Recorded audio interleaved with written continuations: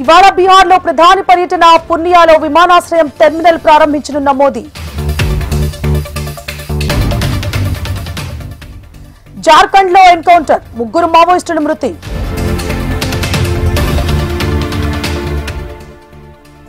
CM Chandrababu అధ్యక్షతన సచివాలయంలో కలెక్టర్ల సదస్సు. అభివృద్ధి సంక్షేమ పథకాలపై సీఎం చంద్రబాబు దిశానిర్దేశం.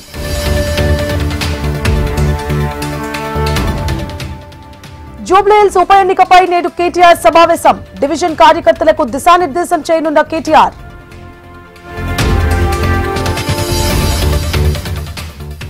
ఇవాళ మహాత్మా గాంధీ యూనివర్సిటీకి గవర్నర్ జిష్ణుదేవ్ వర్మ. 79 మంది విద్యార్థులకు మెడల్స్ ప్రదానం చేయనున్న గవర్నర్.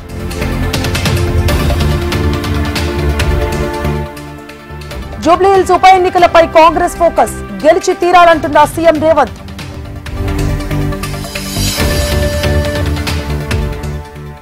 ఇవాల్టి నుంచి రాష్ట్రంలో ఉన్నత విద్యాసంస్థలు మూసివేత. ఫీజు రియంబర్స్మెంట్ పై యాజమాన్యాల నిర్ణయం.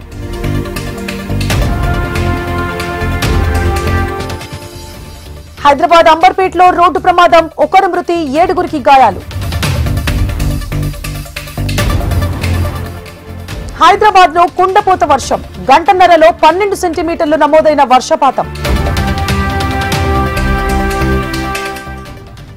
ఆదిలాబాద్ జిల్లా ఇచ్చోడలో ఆర్టీసీ బస్సులో మంటలు. బస్సు ఆపి ప్రయాణికులను దించేయడంతో తప్పిన ప్రమాదం.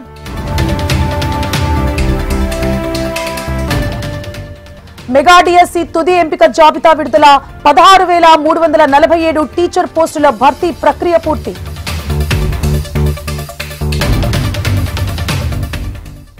సికింద్రాబాద్ మేధా స్కూల్ అనుమతులు రద్దు. విద్యార్థుల భవిష్యత్తును కాపాడుతామంటున్న విద్యాశాఖ అధికారులు.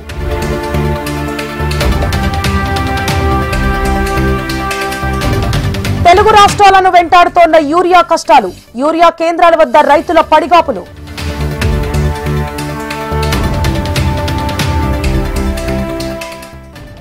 వికారాబాద్ జిల్లా తాండూరులో ప్రమాదం. వేగంగా వస్తూ డ్రైనేజ్లోకి దూసుకెళ్లిన కారు, రక్షించిన స్థానికులు.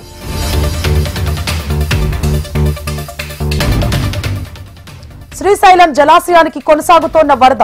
జలాశయం నుంచి 7 గేట్లెత్తి నీటి విడుదల.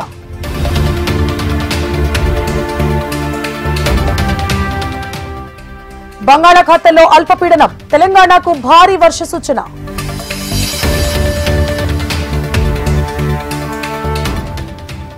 తిరుమలలో కొనసాగుతోన్న భక్తుల రద్దీ. శ్రీవారి సర్వదర్శనానికి 15 గంటల సమయం.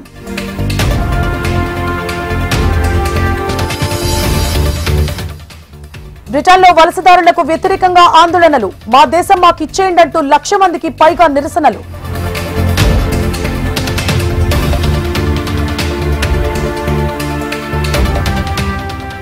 అక్రమ వలసను ఉపేక్షించబోమన్న ట్రంప్. చంద్రమల్లయ్యను క్యూబా వలసదారుడు హత్య చేయడంపై సీరియస్.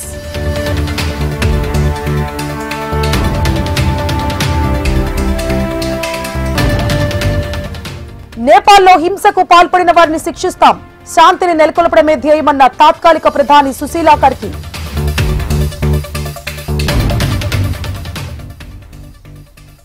బాలీవుడ్ నటి ఊర్వశీ రౌతేలాకు ఈడీ నోటీసులు. బెట్టింగ్ యాప్ కేసులో విచారించనున్న ఈడీ.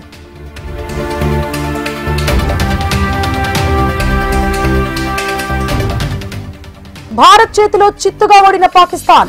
7 వికెట్ల తేడాతో ఘన విజయం సాధించిన టీమిండియా.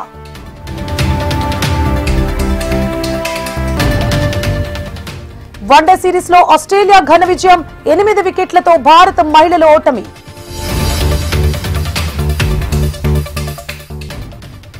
ప్రపంచ రేజ్లింగ్ ఛాంపియన్ భారత్ కు నిరాశ. బరువు తక్కువైనందుకు ఛాంపియన్షిప్ నుంచి అమన్ అవుట్.